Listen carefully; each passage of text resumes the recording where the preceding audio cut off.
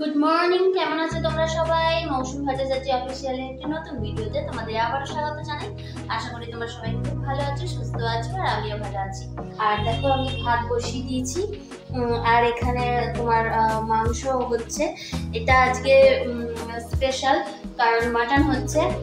আমার ছেলে খেতে চেয়েছে, সেটা একটা কারণও আছে। তো এই বছরের পুজোয় ওদের স্কুলে মানে ফার্স্ট টাইম ও হাই স্কুলে ভর্তি হচ্ছে, অথচ এই স্কুলে এই বছর সরস্বতী পুজোয় খাওয়ালো না, কারণ ওদের হাই স্কুলে এইচএসএ সিট পড়েছে, সেই জন্য রান্নাটা করেনি, মানে রান্নার ঝামেলাটাই রাখে। আর আমার ছেলে মানে সানি বলছে সবাই স্কুলে খাওয়ালো, সব স্কুলে খাওয়ালো, সবাই খেলো, আমাদের খাওয়ালো না। তো দুঃখ করছিল, সেই জন্য ওর বাবা বললো ঠিক আছে তুই খাবি বল। তো হাঁসির মাংস বলেছে, তো মাটন নিয়ে এসেছে। আজকে মাটনটা রান্না করছি, সজনে ফুল রান্না করছি। আমার হাজব্যান্ড হচ্ছে খেতে ভালোবাসে, সেই জন্য একটা মাছের পদ রাখতে হয়। আর কিছু মনের কথাও তোমাদের সাথে শেয়ার করবো। চলো ভিডিওটা দেখতে থাকো, ভালো লাগলে ভিডিওটা লাইক করো।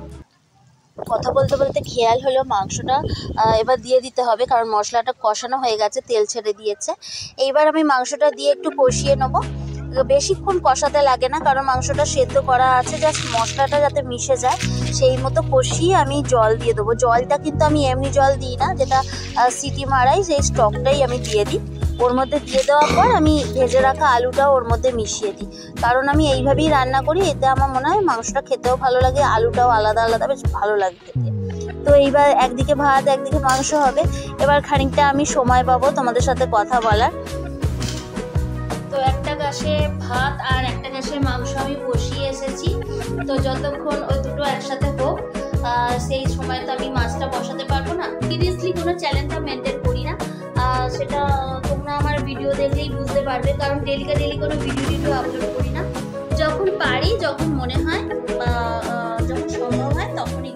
কারণ আমি নিজে থেকে যখন চ্যানেলটা তৈরি করেছিলাম তখন ভাবতেই পারিনি যে এই চ্যানেলটা আস্তে আস্তে সাবস্ক্রাইবার হবে, 100-200-র মধ্যেই সীমিত থাকবে আমি ভেবেছিলাম। কারণ আমি সেইভাবে এত সিরিয়াসলি কিছুভাবে চ্যানেলটাকে ভিডিও আপলোড করি না।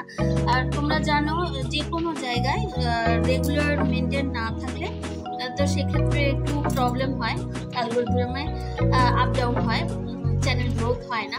তো আমি তারপরে একটু শর্টস দেওয়া শুরু করেছি, কারণ শর্টসটা না দিলে সাবস্ক্রাইবার বাড়ে, এটা ঠিকই।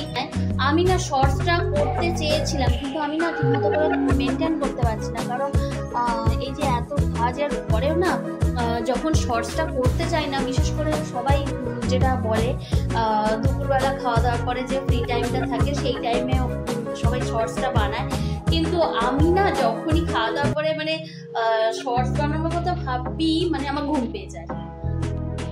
তা সেক্ষেত্রে আমার খুব অসুবিধা হয়। বসে না থেকে কিছু না কিছু করার চেষ্টা করো। সেটা সবারকার বাড়ি থেকে বেরিয়ে কাজ করা সম্ভব হয় না, যেমন আমারও নয়। আমার সংসারের অনেকটা কাজের ব্যস্ততা থাকে, শুধু তাই না, ছোটো বাচ্চা আছে, সব কিছু মেনটেন করে তুমি কাজ করতে অনেকেই বেরোতে পারে না, শ্বশুরবাড়ির স্বামী পারমিশন দেয় না। আর এটা আমি কিন্তু কোনো ইনকামের জন্য করছি না, জাস্ট নিজের একটু ব্যস্ত থাকা, নিজের একটা ভালো লাগা, নিজের একটা সময়, নিজেকে একটু সময় দেওয়া, এটা সম্পূর্ণ নিজের। অনেকক্ষণ ধরে বকবক করে ফেললাম, এবার একটু রান্নায় নামা যাক। কারণ একদিকে মাংসর ভাতটা হয়ে গেছে, মাছের মাথা দিয়ে বাঁধাকপি করব ভাবলাম। তো মাছের মাথা আনিনি, চিংড়ি মাছ এনেছে, তো চিংড়ি মাছ দিয়ে আজকে বাঁধাকপি করব।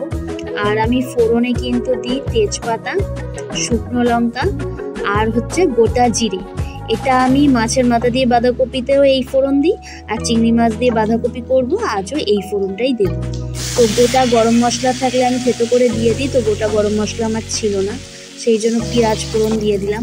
পেঁয়াজটা একটু লাল করে যখন ভাজা হয়ে যায় তখন আমি আলুটা দিই। আলুটা কিন্তু একটু লাল করে ভাজা অবধি ভাজবো, কারণ আলুটা আমি একটু দেখো বড় বড় করে কেটেছি। এটা আমি একটু বড় বড় করে কাটি, কারণ আমার বাঁধাকপিতে আলুটা একটু বড় বড় হলে ভালো লাগে।